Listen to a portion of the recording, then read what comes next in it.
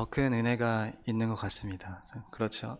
더 하나님을 의지하게 되고 더 하나님의 은혜를 구하게 되기 때문에 부족한 것이 우리에게 더 큰 은혜가 되고 더 하나님께서 채워주시는 힘을 더 느낄 수 있는 것 같습니다.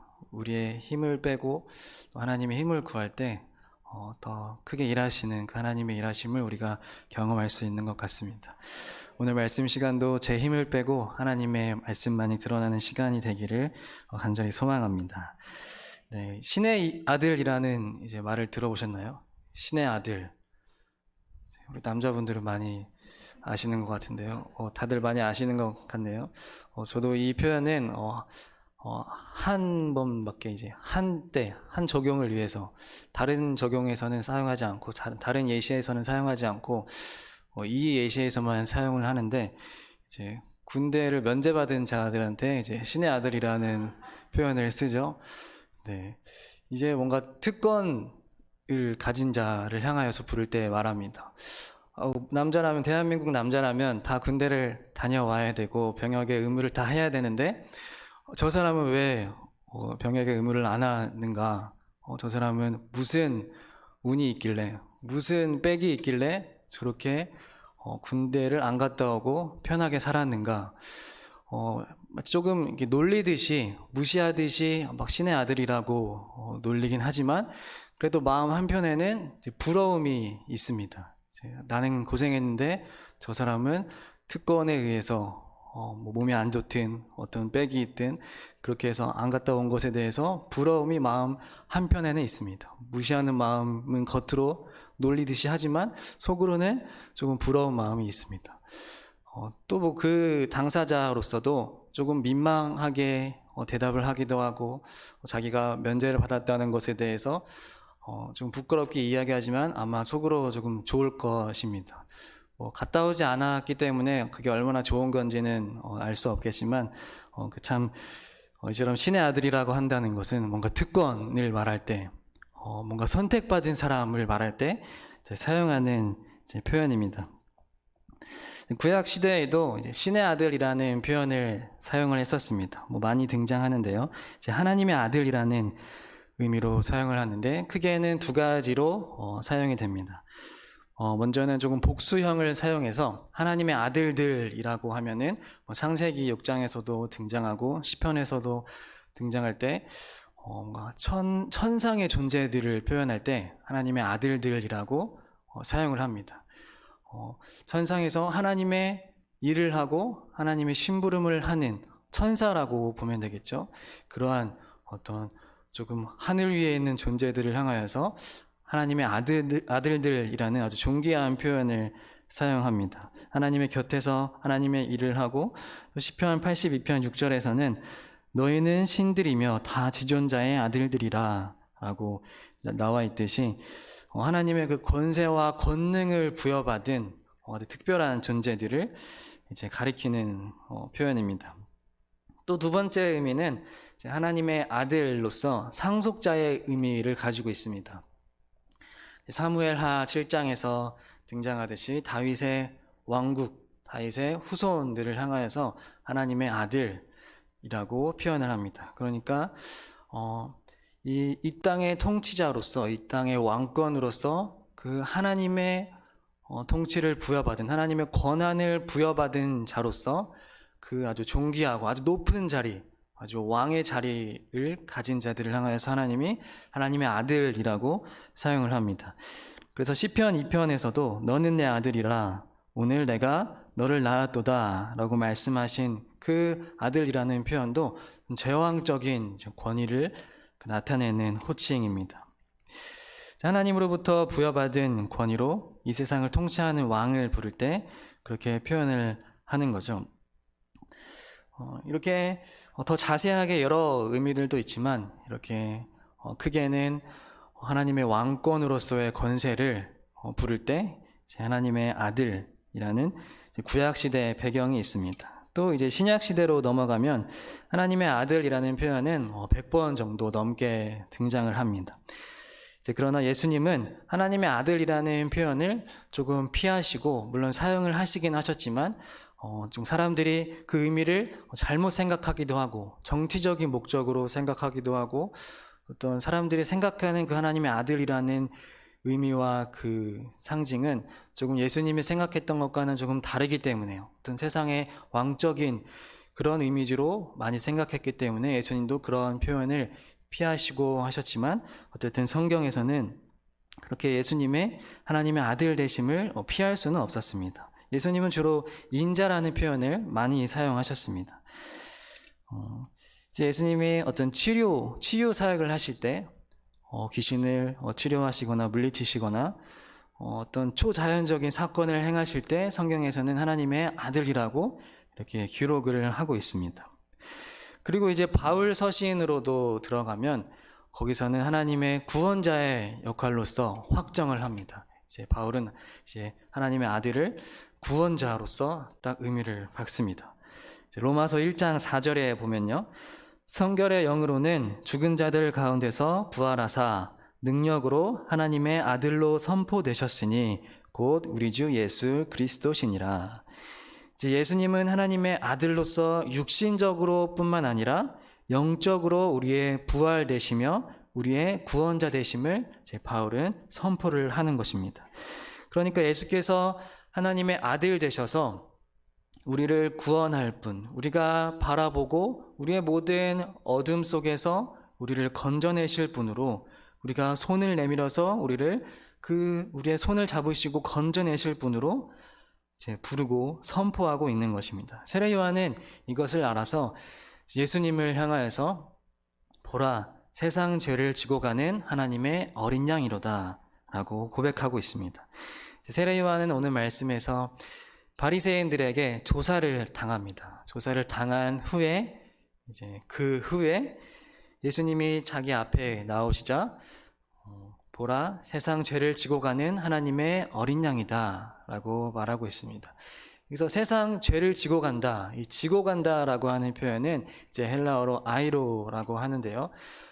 이 표현은 없이 한다, 제거한다, 지고 간다라는 표현을 더 자세히 보면 또 없이 한다, 또 제거한다, 이런 또 여러 가지 표현이 있습니다.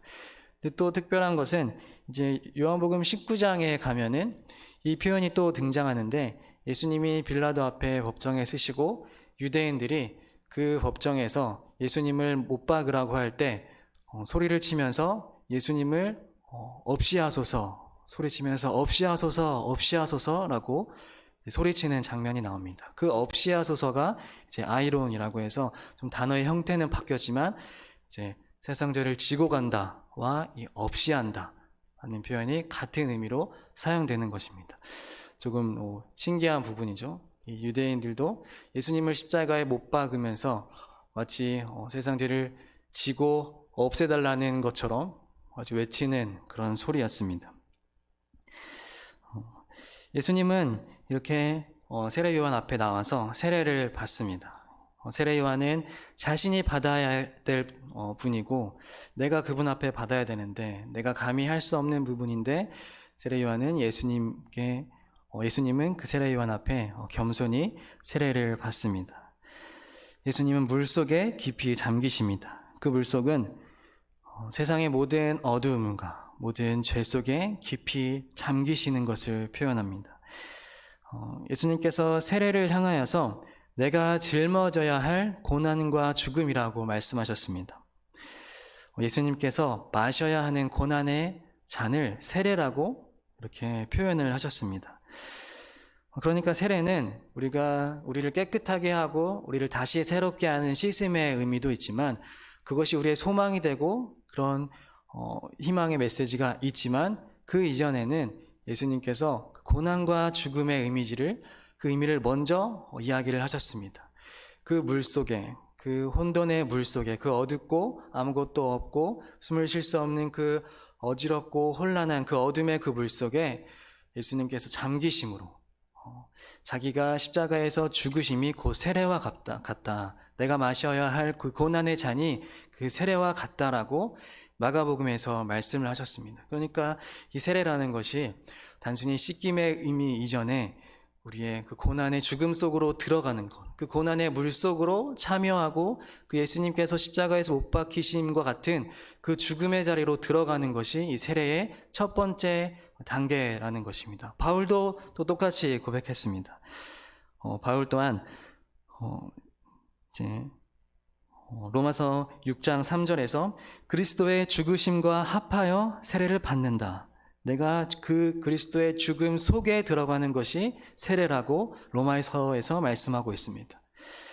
그러니까 세례라는 것이 굉장히 우리가 좋은 의미이고 소망의 의미임은 분명하지만 우리가 먼저 생각해야 될 것은 우리가 먼저 그리스도와 함께 합하여 죽는 것, 그 고난과 죽음 속에서 그 속에 들어가서 그리스도와 함께 죽는다는 그 의미가 우리들 가운데 먼저 있는다는 것입니다. 그리스도인이 된다는 것은 단순히 우리가 새로워지고 어떤 좋은 그런 의미뿐만이 아니라 우리가 짊어져야 할 고난과 그 죽음에 동참해야 된다는 그 의미가 먼저 강렬하게 있다는 것을 우리가 말씀을 통해서 알 수 있습니다.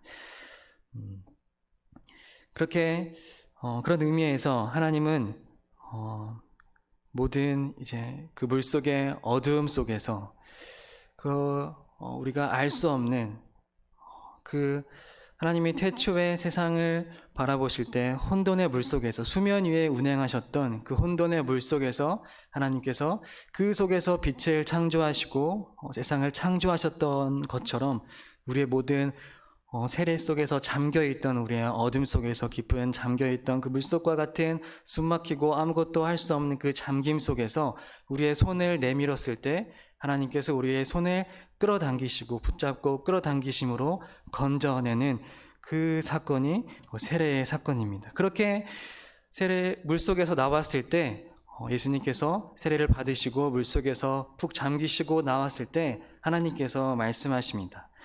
예수님을 향해서 너는 내 사랑하는 아들이다. 내가 너를 기뻐한다. 라고 말씀하셨습니다. 하나님께서 우리를 자녀 삼으시는 그 특권은 우리를 영원히 사랑하는 아들로 부르신다는 사실입니다.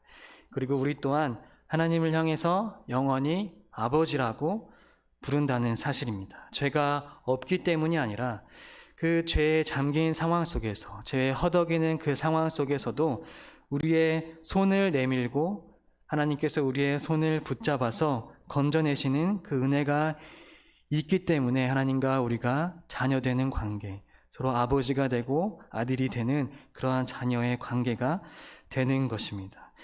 이 하나님의 아들이라는 호칭은 왕과 또 예수 그리스도에게 부르는 말이었습니다. 그러나 하나님은 그것으로 또한 끝나지 않으셨습니다. 로마서 8장 14절에서는 이렇게 말씀하셨습니다.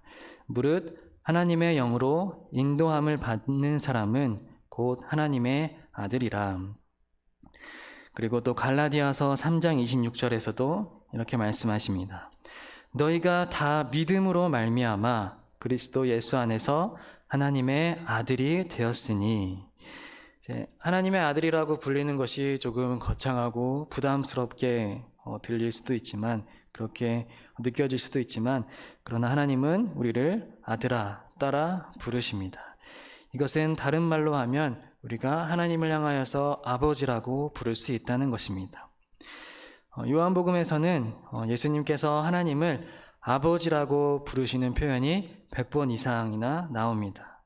하나님의 아들이라는 표현에서 하나님과 그 아들이라는 그 두 분이 구약시대를 지나서 점차적으로 친밀한 관계로 가까워지는 것입니다. 어떤 왕과 하나님의 관계, 그런 관계가 아니라 조금 더 아버지와 아들의 관계로서 더욱더 친밀해지고 더욱더 깊어지는 것을 볼 수가 있습니다.